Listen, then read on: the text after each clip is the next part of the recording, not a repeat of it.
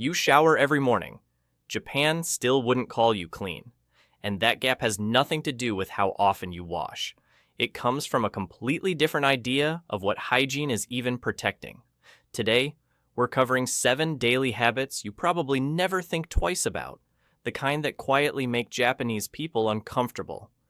Stick around for number 4, because that's the one almost nobody outside Japan sees coming. Number 2 has an actual term in Japanese, one specific enough that it shows up in etiquette guides. And number 7, I'm saving for last, because it's the quietest habit on the list, but in a Japanese home, it says more about you than anything else you do all day. Let's get into it. Before the list, you need one idea that makes the rest of this make sense. In Japan, hygiene isn't really about germs first. It's rooted in a much older idea called Kiyome, the practice of purification that runs through Shinto tradition. Under Kiyome, dirt isn't just unsanitary, it's something that disrupts the order of a shared space. That single difference changes everything. Where you were taught to think in terms of dirty versus clean, Japan thinks in terms of contained versus spreading. What stays on you is your business. What spreads to others is everyone's business. Hold on to that because every habit on this list comes back to it. It's worth sitting with that for a moment, because it explains something a lot of visitors find confusing when they first arrive in Japan. You can walk into a tiny apartment, modest furniture, nothing fancy at all, and still feel like you've stepped into somewhere immaculate. It isn't about money. It isn't about having the newest cleaning products.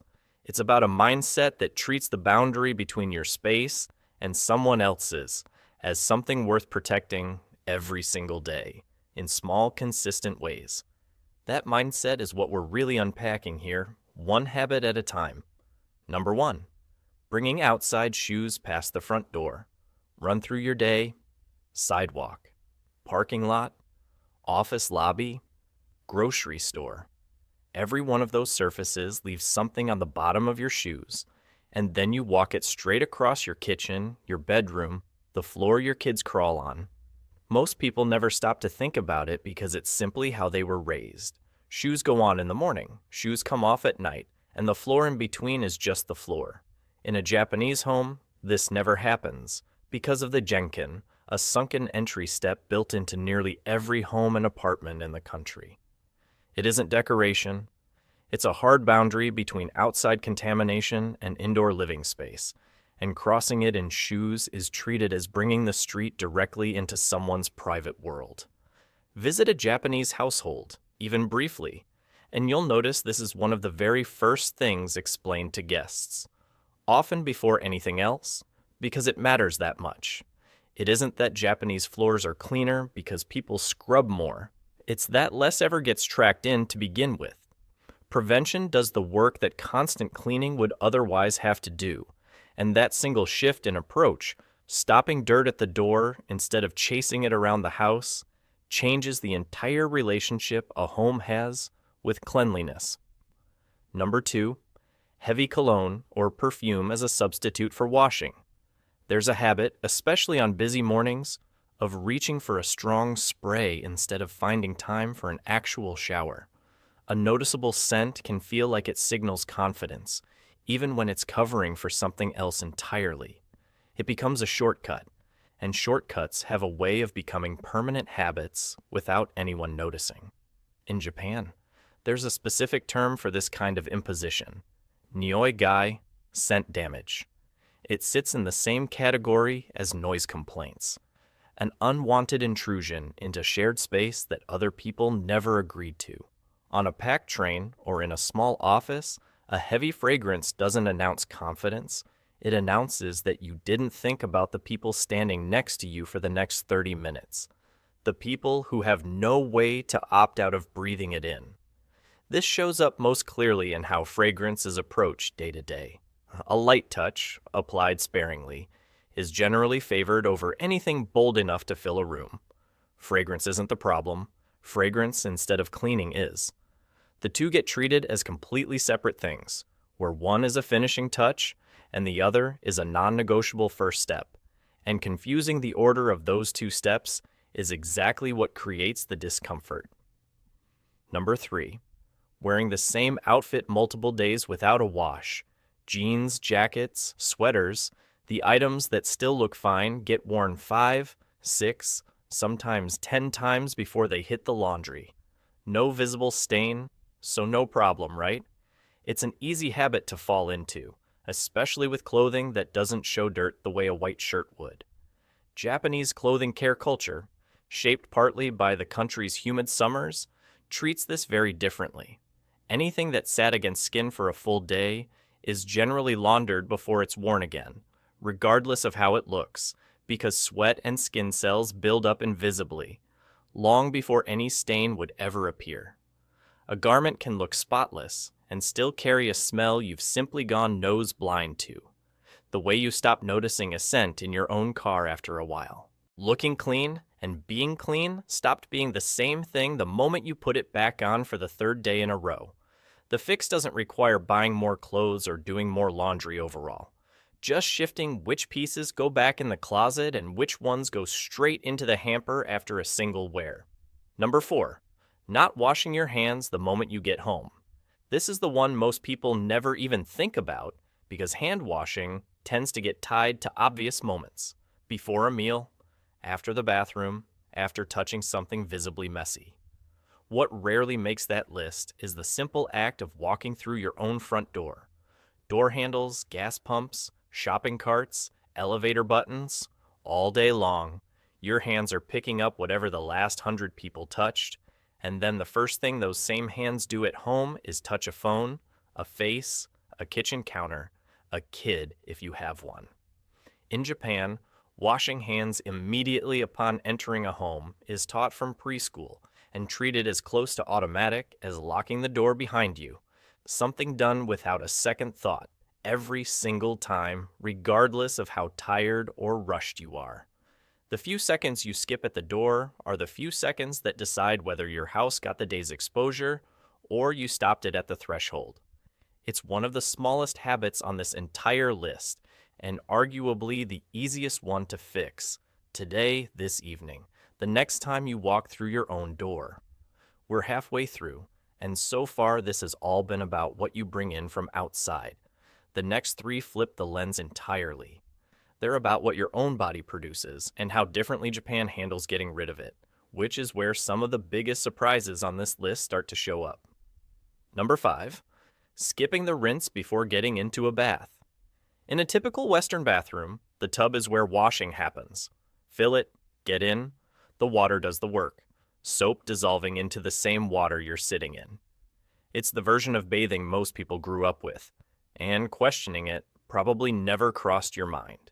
In Japan, the ofuro works in the opposite order.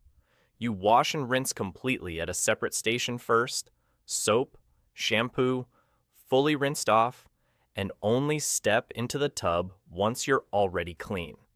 The bath itself is for warmth and relaxation, not cleaning, and that same water is often reused by the whole family across the evening, because nobody enters it carrying dirt in the first place. From a Japanese perspective, soaking before washing isn't relaxing. It's marinating in the day you were trying to wash off. Once you hear it explained that way, it's hard to unsee.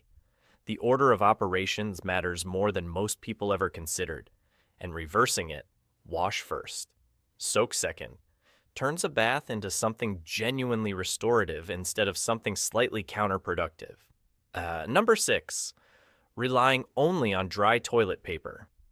Bidet-style toilets are common in Japanese homes, offices, and even convenience stores, far more common than they are in most Western countries, to the point where finding one without a bidet function starts to feel like the unusual case rather than the norm. The logic behind it is simple, and it was the entire pitch of a famous Japanese ad campaign decades ago that asked viewers directly, if your hands get dirty, you wash them with water. Why would anything else be different? Paper alone moves things around. Water actually removes them. It's a question that, once asked out loud, is genuinely difficult to argue with, even if it challenges a habit you've never questioned before. Dry paper gets the job technically done. It doesn't get it actually done. This is one of those habits where the gap between cultures isn't really about preference. It's about two different definitions of what finishing the job even means, and once you've experienced the alternative, going back feels like a downgrade rather than a return to normal. Number 7. Serving yourself from a shared dish with your own utensil. This is the quiet one. Reaching into a shared bowl with the same fork or chopsticks that were just in your mouth feels completely normal to a lot of people. Nobody's ever said a word about it because it's never been framed as anything worth questioning. In Japan, there's a term for it, Jikabashi, and it's treated as a genuine hygiene lapse, not a social nitpick. Whatever's in your saliva transfers straight to the food, and from there to everyone else at the table, whether they realize it or not. The fix is built right into Japanese dining etiquette. Flip your chopsticks and use the clean, unused end to serve from shared dishes, or use the separate serving utensils provided at more formal meals, a small, practiced motion that most Japanese diners do without even thinking about it. It costs half a second, and what it signals is that you thought about the other people at the table before you thought about your own plate. Of everything on this list, this might be the habit that requires the least effort to fix and produces the clearest signal about how much consideration you're actually paying to the people sharing a meal with you. Look back at all 7. Shoes off because the floor is shared. Scent kept light because the air is shared. Hands washed because the doorknob you'll touch next is shared. Bathwater kept clean because the family shares it. Toilets that rinse because your own comfort matters too. Food served from the clean end because the meal is shared. Every single one of these comes back to the same idea. In Japan, what you keep clean is really a measure of how much you're thinking about the people around you, not just yourself.